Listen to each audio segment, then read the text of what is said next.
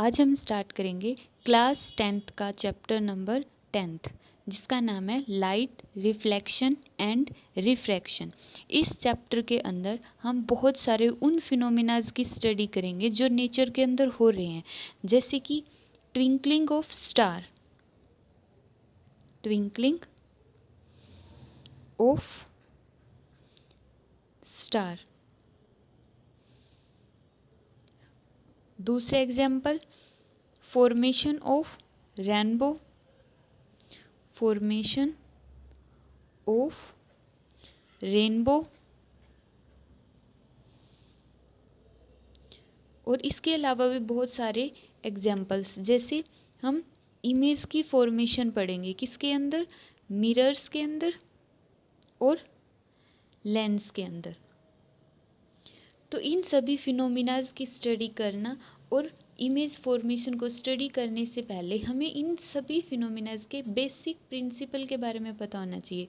और इन सब का बेसिक प्रिंसिपल है रिफ्लेक्शन और रिफ्रैक्शन। तो सबसे पहले हम रिफ्लेक्शन और रिफ्रैक्शन इन दोनों टर्म्स को स्टडी करेंगे। और इन दोनों के अंदर से सबसे पहले हम स्टडी करते हैं रिफ्लेक्शन का फिनोमिना। रिफ्लेक्शन का मीनिंग होता है come back in same medium, means जिस भी मीडियम से लाइट फॉल होती है उसी मीडियम के अंदर लाइट का वापस आ जाना क्या कहलाता है, रिफ्लेक्शन। मीन्स जैसे हमने ये कोई भी एक मिरर लिया, और इस यहाँ पे ये लाइंस क्या शो करती है कि इस मिरर के जो बैक साइड वाला सरफेस है उसके ऊपर हमने पेंट किया हुआ है। तो इसके ऊपर जैसे ही हम इससे ऊपर वाला मीडियम हम कंसीडर कर लेते हैं एयर है, तो यहाँ से एयर से हमने लाइट को फॉल करवाया। यहाँ पर हमने एक टॉर्च ली और उस टॉर्च से हमने लाइट को फॉल करवाया।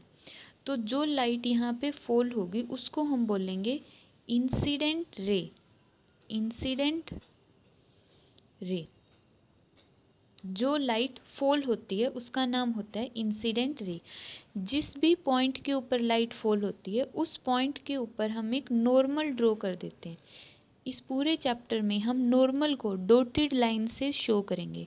नॉर्मल का मतलब होता है जो लाइन 90 डिग्री का एंगल बनाएगी सरफेस के ऊपर, जो लाइन 90 डिग्री का एंगल बनाए उसको हम बोलते हैं नॉर्मल। तो इसके ऊपर हमने एक नॉर्मल ड्रॉ किया। तो नॉर्मल के और इंसिडेंट रे के बीच के एंगल को हम रिप्रेजेंट करते हैं आई से। यहाँ पर एंगल आई होगा angle of incidence, angle of incidence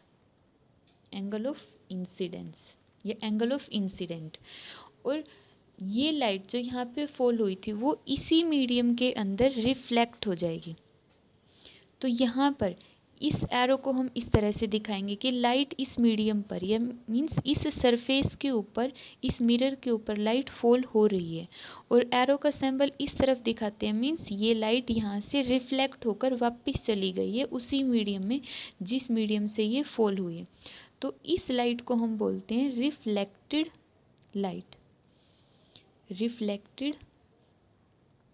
light, और नॉर्मल के और रिफ्लेक्टेड लाइट के बीच का जो एंगल होगा उसको हम रिप्रेजेंट करेंगे आर।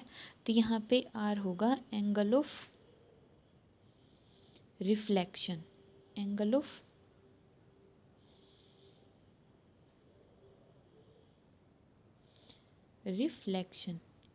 रिफ्लेक्शन। तो इस फिनोमिना के अंदर मीन्स रिफ्लेक्शन को डिफाइन करते हुए हमने देखा था कि लाइट है वो जिस भी मीडियम से फॉल हो रही है उसी मीडियम में लाइट का वापस चले जाना क्या कहलाता है, रिफ्लेक्शन कहलाता है। और जो इंसिडेंट लाइट और नॉर्मल के बीच का एंगल होता है वो होता है एंगल ऑफ इंसिडेंस। नॉर्मल के और रिफ्लेक्टेड के बीच का एंगल होगा एंगल ऑफ रिफ्लेक्शन। अब लॉ ऑफ रिफ्लेक्शन के बारे में हम स्टडी करेंगे। लॉ ऑफ रिफ्लेक्शन के अंदर सबसे पहला लॉ है कि एंगल ऑफ इंसिडेंस, यहाँ पे हम शॉर्ट में लिखेंगे angle of incidence means angle i is equal to angle of reflection means angle r. तो इसका पहला लॉ बनता है angle of incidence is equal to angle of reflection. For example हम मान लेते हैं कि जो लाइट फॉल हो रही है मिरर के ऊपर, जो लाइट फॉल हो रही है वो हो रही है 45 डिग्री के एंगल के ऊपर। तो उस टाइम पे एंगल ऑफ रिफ्लेक्शन भी कितना होगा 45 डिग्री। और अगर एंगल ऑफ रिफ्लेक्शन होता है 60 डिग्री तो एंगल ऑफ रिफ्लेक्शन भी कितना होगा 60 degree, sorry means angle of incidence अगर 60 डिग्री है तो एंगल ऑफ रिफ्लेक्शन भी कितना होगा 60 डिग्री का होगा। ये दोनों एंगल्स हमेशा ही क्या रहेंगे, सेम रहेंगे। अब यहाँ पर एक क्वेश्चन आता है जो बहुत ही इम्पोर्टेंट होता है।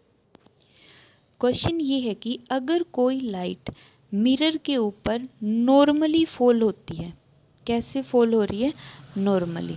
नॉर्मली का मीनिंग क्या होता है कि जैसे ये हमने मिरर लिया है, इसके ऊपर जो लाइट फॉल होगी वो बिल्कुल इस तरह से फॉल होगी, मीन्स 90 डिग्री के एंगल के ऊपर। अब की बार जो लाइट फॉल हुई है वो ये है, इस पॉइंट पर फॉल हुई है, ठीक है। तो इस तरह से नॉर्मली मीन्स 90 डिग्री के एंगल पर कोई भी लाइट फॉल हो रही है तो उस टाइम पे एंगल ऑफ रिफ्लेक्शन कितना होगा, ये इम्पोर्टेंट क्वेश्चन है। तो यहाँ पे देखो हमने बोला है कि लाइट है वो नॉर्मली फॉल हो रही है, नॉर्मली का मीनिंग 90 डिग्री पर। तो हमने बताया था कि जिस भी पॉइंट के ऊपर लाइट फॉल होती है उस पॉइंट के ऊपर हम एक नॉर्मल ड्रॉ कर लेंगे। अब यहाँ पर तो नॉर्मल भी इसी पॉइंट के ऊपर है, तो मीन्स एंगल ऑफ इंसिडेंस यहाँ पे कितना होगा, angle i is equal to 0 degree, क्योंकि एक ही पॉइंट पर इंसिडेंट रे है और एक ही पॉइंट पर नॉर्मल है, तो एंगल ऑफ इंसिडेंस होगा 0 डिग्री। अब हमें पता है कि लॉ ऑफ रिफ्लेक्शन के अकॉर्डिंग क्या होता है कि angle of incidence is equal to angle of reflection. तो इसका मीनिंग एंगल ऑफ रिफ्लेक्शन भी कितना होगा 0 डिग्री। तो इस क्वेश्चन का आंसर कितना आ गया हमारे पास, angle of reflection is equal to 0 degree. तो यहाँ से क्लियर है कि फर्स्ट लॉ ऑफ रिफ्लेक्शन क्या होता है कि एंगल ऑफ इंसिडेंस हमेशा किसके इक्वल होगा, एंगल ऑफ रिफ्लेक्शन। ये दोनों एंगल हमेशा ही सेम रहेंगे। इसका सेकंड लॉ है कि इंसिडेंट रे मीन्स ये वाली रे और नॉर्मल, नॉर्मल मीन्स जो हमने डॉटेड ड्रॉ किया है, और रिफ्लेक्टेड रे ये वाली रे, ये तीनों की तीनों रे हमेशा एक ही प्लेन में लाई करेगी। अब इसका मीनिंग क्या है कि सेम प्लेन में लाई करने का मीनिंग, तो इसको समझने के लिए हम पेन के थ्रू समझते हैं। इसमें हमने मान लिया कि जो ये वाली रे है ये हो गई इंसिडेंट रे।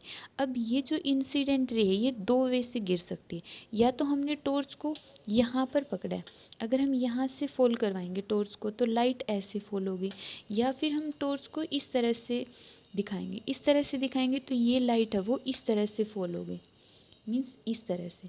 तो या तो ये प्लेन के ऊपर परपेंडिकुलर होगी मीन्स वर्टिकल पोजीशन में होगी, या फिर प्लेन के ऊपर हॉरिजेंटल पोजीशन में होगी। तो हम मान लेते हैं कि रे को हमने हॉरिजेंटल पोजीशन में फोल्ड करवाया, उसके बाद हमने क्या लिया यहाँ पर नॉर्मल ड्रॉ कर दिया, तो नॉर्मल भी क्या होगा हॉरिजेंटल पोजीशन में। उसके बाद जो लाइट रिफ्लेक्टेड होगी वो भी क्या होगी हॉरिजेंटल पोजीशन में।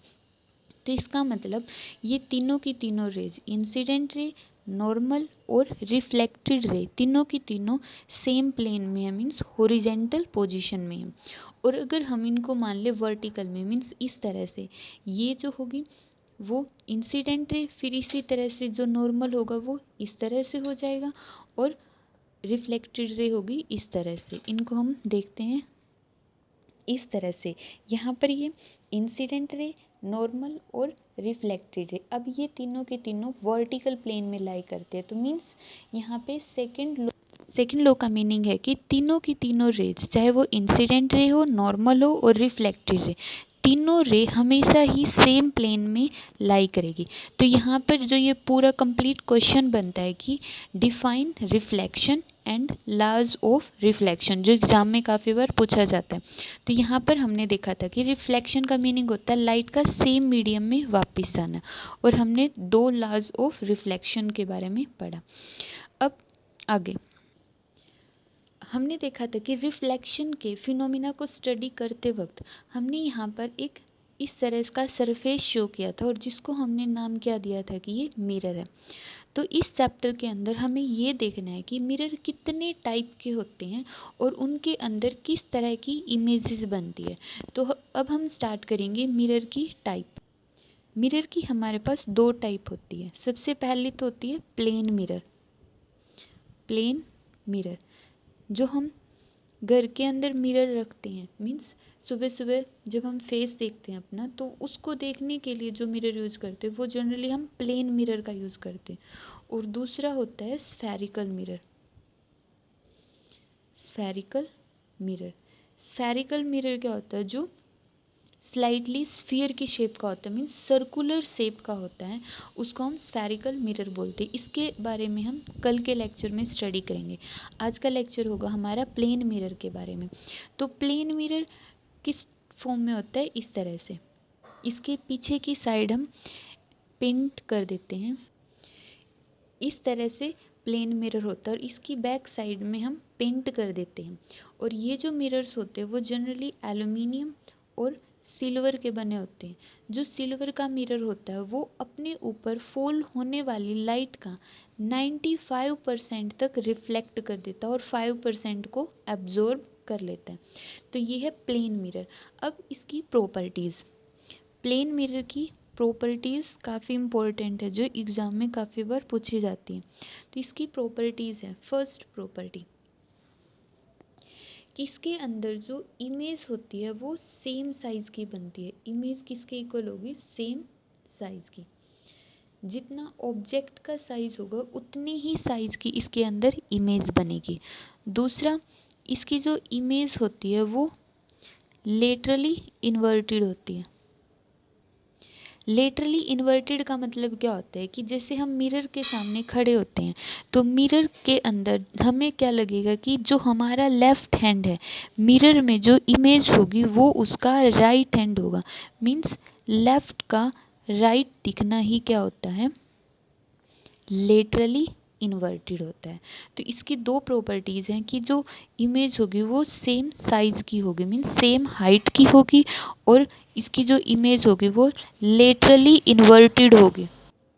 इसकी एक और प्रॉपर्टी है कि image formed at same distance.